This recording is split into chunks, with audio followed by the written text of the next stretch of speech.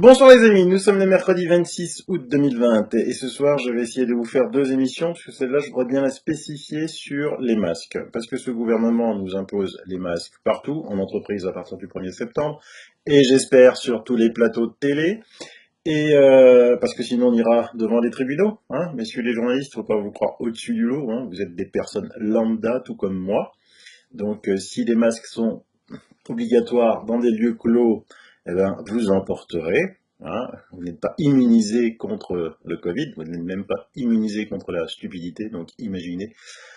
Ils veulent faire porter surtout des masques à nos enfants. Mais sur quelles études scientifiques se basent-ils? Puisque ça fait depuis le début de cette crise qu'ils disent qu'ils se basent sur des études.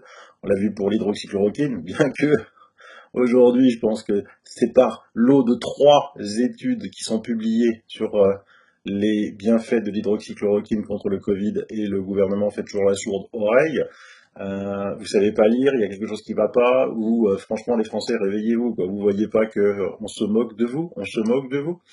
Comment on peut être avec toutes ces études, une centaine qui viennent de paraître, encore imaginer que l'hydroxychloroquine n'a pas d'effet sur le Covid-19. Alors on se demande sur quelle étude vous vous êtes basé, hein, pour vous faire obligé de porter des masques. Est-ce que par hasard, le fait de porter des masques réduit l'infection? Parce que depuis que le port du masque s'intensifie un petit peu partout en France, y compris dans la rue, sur les plages, pour monter des dunes, au Pilat, on voit que quand même le nombre de cas explose. Donc il y a un problème. Donc on va voir s'il y a des études. Donc là, les directives du CDC. Alors qu'est-ce que c'est le CDC? C'est le Centers for Disease Control and Prevention. C'est l'organisme américain, hein, qui gère. Il indique que le port d'un masque pendant une exposition prolongée au coronavirus n'empêchera pas une nouvelle infection. On se dit, ah bon, mais qu'est-ce qui se passe? Pourquoi il dit ça, lui? Les directives du Centers for Disease Control and Prevention stipulent que ceux qui entrent en contact étroit avec une personne atteinte du coronavirus pendant plus de 15 minutes pourraient propager le virus, que l'une ou l'autre des parties porte un masque. Là, on fait juste une petite parenthèse. Excusez-moi, un cours d'école, ça dure bien 1 heure, non? D'accord, juste pour savoir. Vous vous demandez ce que le CDC pense vraiment des masques. Leur conseil sur la mise en quarantaine après une exposition à une personne atteinte de Covid indique explicitement si la personne infectée ou exposée portait des masques n'a pas d'importance, a tweeté dimanche l'ancien journaliste du New York Times, Alex Berenson. Mon masque ne protège personne, le vôtre aussi. Merci d'avoir clarifié cela, a-t-il ajouté en accompagnant des captures d'écran. Le port des masques faciaux pour arrêter la propagation du coronavirus a suscité un débat dans tous les pays. Le CDC et les principaux médecins américains tels que le Dr Anthony Fauci ont plaidé pour l'utilisation des masques. Déjà, si lui il plaide pour l'utilisation des masques, ça veut dire qu'il faut faire l'inverse, quoi.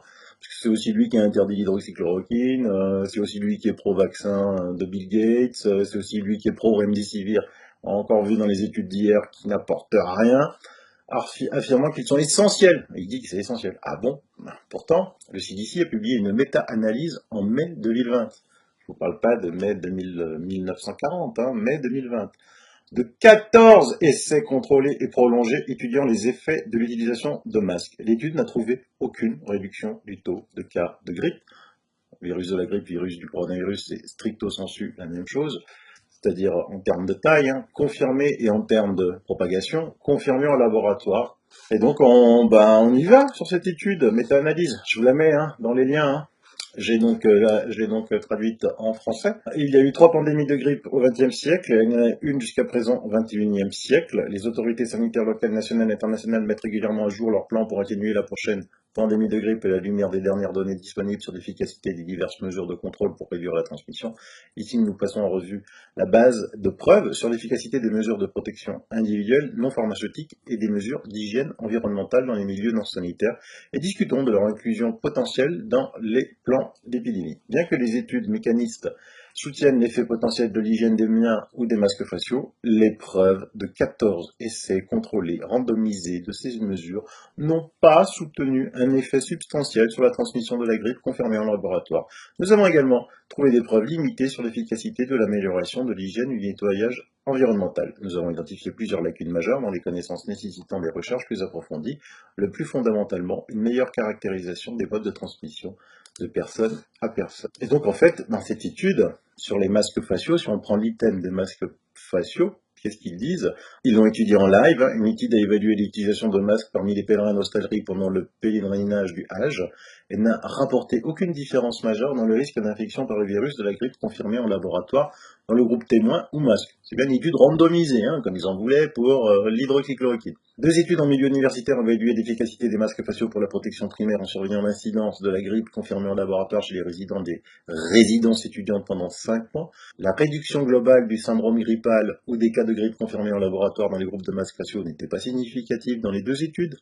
La conception des études dans les 7 études sur les ménages était légèrement différente. Une étude a fourni des masques faciaux des respirateurs P2 uniquement pour les contacts familiaux. Une autre étude a évalué l'utilisation du masque facial comme contrôle à la source uniquement pour les personnes infectées. Et les autres études ont fourni des masques pour les personnes infectées ainsi que leurs proches. Aucune des études sur les ménages n'a rapporté une réduction significative des infections secondaires à virus grippal confirmées en laboratoire dans le groupe des masques faciaux. La plupart des études étaient insuffisantes en raison de la taille limitée de l'échantillon et certaines études ont également signalé une adhérence sous-optimale dans le groupe des masques faciaux. Alors vous voyez, c'est encore pire. Et donc chaque fois que vous avez des numéros, vous pouvez cliquer dessus et aller sur l'étude inhérente à celle-ci. Les masques médicaux jetables, également connus sous le nom de masques chirurgicaux, sont des dispositifs amples qui ont été conçus pour être portés par le personnel médical pour protéger la contamination accidentelle des plaies du patient et pour protéger le porteur contre quoi? Les éclaboussures ou les pulvérisations de fluides corporels. C'est pas fait pour protéger des virus. C'est écrit sur les boîtes. C'est écrit sur les boîtes. Comment vous le faire comprendre?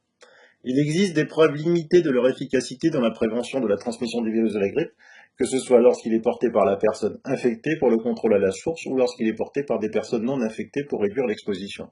Notre revue systématique n'a trouvé aucun effet significatif des masques faciaux sur la transmission de la grippe confirmée en laboratoire. Ce qui est intéressant, on va juste faire une parenthèse sur le nettoyage et la surface des objets. Mais même ça, vous voyez, même ça n'a pas une grande incidence.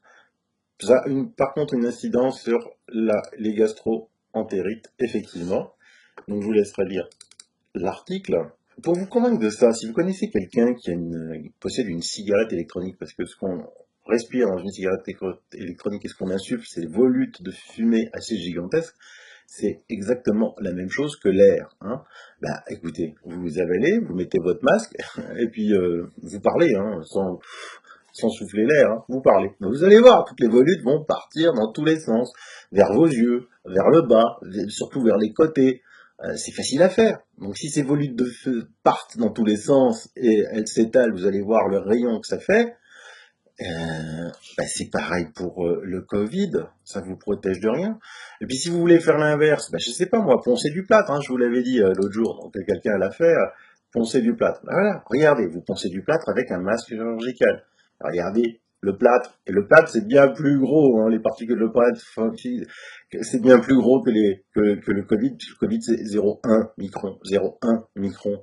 Mais regardez, malgré son masque chirurgical, bon, il a le nez propre, ça c'est sûr, le masque dessus, il a le nez propre, mais partout, il en respire, il va respirer du plâtre, il va manger du plâtre, essayez, faites-le, ça vous protège de rien. Mais on va plus loin, parce que on se dit, peut-être que l'OMS a écrit quelque chose là-dessus. Et donc l'OMS a publié le 5 juin 2020 conseil sur le port du masque dans le cadre de la Covid-19. Donc toujours une marque orientation provisoire. Écoutez, on va voir ce qu'ils disent, parce qu'on nous dit partout que les médecins des plateaux de télé payés par Big Pharma, qu'il n'y a aucun inconvénient à porter des masques. Ah bon? Écoutez, on va voir ce que votre Dieu vivant, l'OMS, dit.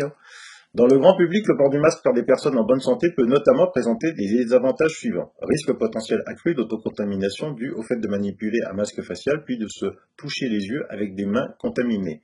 Autocontamination possible si un masque non médical humide ou sale n'est pas remplacé, favorisant ainsi la prolifération de micro-organismes. Maux de tête et difficultés respiratoires possibles selon le type de masque utilisé. Lésions cutanées faciales, dermite irritative ou aggravation de l'acné en cas de port fréquent et prolongé du masque. Difficulté de communiquer clairement, sensation possible d'inconfort, fausse impression de sécurité pouvant conduire à un respect moins scrupuleux des mesures préventives qui ont fait leur preuve comme la distanciation physique et l'hygiène des mains. Port du masque mal supporté notamment par le jeune enfant. Problèmes liés à la gestion des déchets. L'élimination sauvage des masques peut entraîner une augmentation du volume des déchets dans les lieux publics présentant un risque de contamination des préposés au nettoyage des rues et des risques pour l'environnement. Difficulté de communiquer en cas de surdité et de dépendance de la lecture labiale. Désavantages et difficultés liés au port du masque éprouvés par les enfants, les personnes atteintes de troubles mentaux, de déficience développementale, les personnes âgées atteintes de déficience cognitive, les asthmatiques ou les personnes souffrant d'infections respiratoires chroniques, les personnes ayant récemment subi un traumatisme facial ou une intervention chirurgicale orale ou maxillofaciale, ainsi que celles qui vivent dans un environnement chaud et humide. Si le port du masque est recommandé pour le grand public, les décideurs politiques devraient communiquer clairement le but recherché. On ne sait pas. Indiquer où, quand et comment le porter et le type de masque à utiliser. On ne sait pas. Expliquer les résultats que le port du masque permettra ou ne permettra pas d'atteindre, préciser clairement que le port du masque s'inscrit dans le cadre d'une série de mesures aux côtés de l'hygiène des mains, de la distanciation physique et d'autres mesures, toutes nécessaires et qui se renforcent mutuellement. Former la population au port du masque, alors là jamais fait. Et indiquer aux gens quand et comment le porter en toute sécurité. Voir les sections sur la gestion et l'entretien des masques. C'est-à-dire comment le mettre, le placer correctement, l'enlever, le laver et le jeter. Il n'est jamais fait. Examiner la faisabilité du port du masque, des questions d'approvisionnement et d'accès à l'acceptation sociale et psychologique. Ils s'en foutent complètement. De comportements qui consistent à porter ou ne pas le porter tel ou tel type de masque dans tel et tel contexte. Continuer à recueillir des données scientifiques sur l'efficacité du port du masque, ils n'ont jamais fait, y compris des différents types et marques qu'ils en foutent, dans des contextes autres que les soins de santé. Et évaluer l'effet positif, négatif ou autre du port du masque par le grand public, ils s'en foutent complètement, pourvu que tu le portes. Et les médecins de plateau qui disaient qu'il ne pouvait y avoir aucune contre-indication au port du masque. Et là, on en voit plein. Dicté par l'OMS, hein, pas par Sylvain Autre-Tas, c'est l'OMS, je vous mets le lien, vous pouvez y aller, le document il est assez volumineux. Hein. Et donc, les CDC disent que ça ne sert à rien, qu'ils n'ont jamais rien trouvé. Donc, pourquoi embêter les gens avec ce port du masque? Parce que si au moins ça servait à quelque chose, mais est-ce qu'on n'est pas assez intelligent pour s'apercevoir en ce moment que les pays d'Europe où la culture du masque, alors évidemment, vous avez la Russie avec 4696 nouveaux cas, mais je vous rappelle que c'est un pays de 146 millions d'habitants, hein, à droite, faut pas plaisanter. Et alors que c'est un pays à 146 millions d'habitants, vous voyez que la France, il y a des jours où elle dépasse la Russie en nombre de ports du masque. Donc les pays les plus méchants au port du masque, c'est quoi? C'est l'Espagne, 2415 cas, ça c'est hier. La France, 3304 cas. L'Italie, 876, mais bon, là-bas, ils portent le masque en ce moment comme ils en ont envie, quoi. C'est-à-dire que la plupart du temps, c'est autour du cou, autour de l'oreille ou sous le nez. L'Allemagne fait plus de 2 fois moins, alors qu'ils sont beaucoup plus nombreux. Est-ce que, encore une fois de plus, je vous rappelle, les 3 pays qui étaient les plus impactés, c'est ceux qui ont le confiné le plus dur, l'Espagne, la France et la Belgique. Est-ce que maintenant, ce ne serait pas les pays qui obligent le port du masque qui sont le plus impactés?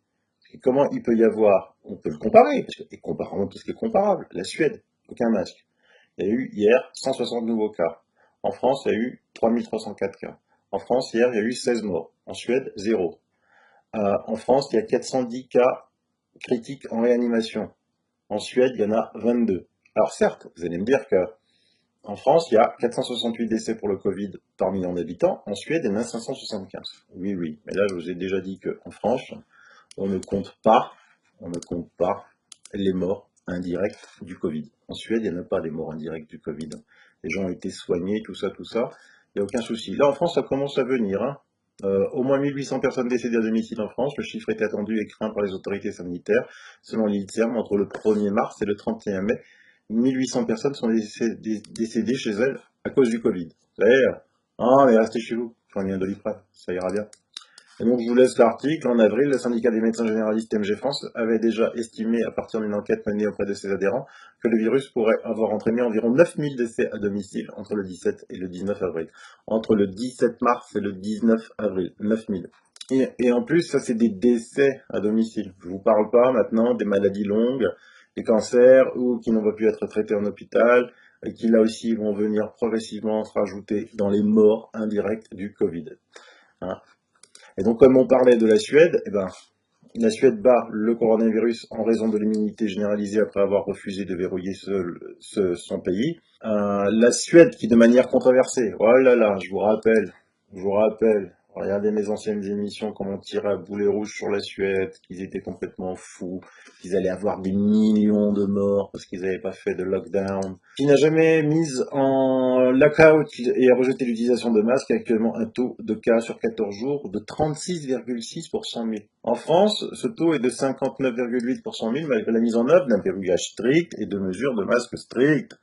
Le taux de cas en Espagne sur 14 jours est de 152,7 et le Royaume-Uni de 22,3. En Espagne, vous avez compris qu'ils étaient encore plus fous que chez nous. Hein. Arne Elofsson, professeur de biométrie à l'université de Stockholm, a déclaré « La Suède va bien, les règles strictes ne fonctionnent pas car les gens semblent les enfreindre. » Les pays scandinaves ont enregistré 399 nouveaux cas vendredi, 258 samedi. Stefan Löfven, le Premier ministre, a insisté vendredi sur le fait que leur réponse à la pandémie était juste.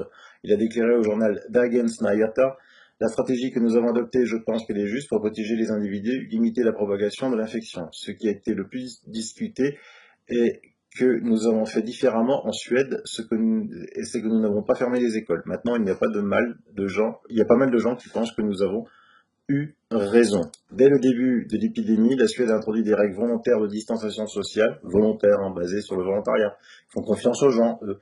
Le travail à domicile et des recommandations visant à éviter les transports en commun. Les mesures obligatoires qui ont été introduites comprenaient l'interdiction des rassemblements de plus de 50 personnes, des restrictions sur la visite des maisons de retraite et le service à table dans les bars et les restaurants.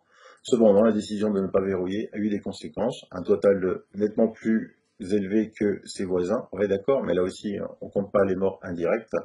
Anders Tegnell, le principal épidémiologiste à la tête de la réponse à la pandémie de Suède, a affirmé que les taux d'infection de l'Espagne, de la Belgique et de la France avaient augmenté après l'entrée en vigueur de mandats de masques dans les espaces publics.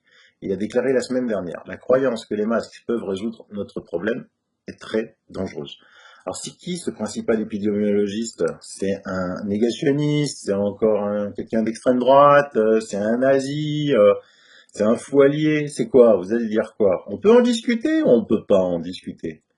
Parce que c'est quand même assez grave aujourd'hui de ne pas pouvoir discuter. Vous n'avez aucune base scientifique pour prouver que le port du masque sert à quelque chose. Pire, on vous prouve qu'il ne sert à rien et on va obliger les enfants et les gens à aller travailler avec un masque à partir du 1er septembre. Et l'épidémiologiste Bassetti dit non au masque à l'école, cela serait absurde. Et je termine par quelque chose quand même, c'est que hier soir, j'ai mis partout sur YouTube, Twitter, VK, Facebook, coronavirus, l'OMS, la pandémie ralentit dans le monde. Alors ce qui est marrant, c'est pour vous montrer un petit peu ces médias de la peur, c'est que quand l'OMS prédit quelque chose de terrible, attention, explosion, attention, voilà, vous recevez sur votre smartphone, si vous êtes abonné à toutes les notifications de toutes les chaînes de fake news, les mêmes, attention, explosion, explosion, explosion de cas, explosion de cas, ça explose. Le smartphone explose. Là, je sais pas, hier soir j'étais le seul, je pense, à vous avoir donné cette information. Donc voilà, je voulais faire une émission très courte sur ce sujet, et je vais essayer de vous faire une émission un peu plus complète sur d'autres sujets. Allez, bis, bye bye.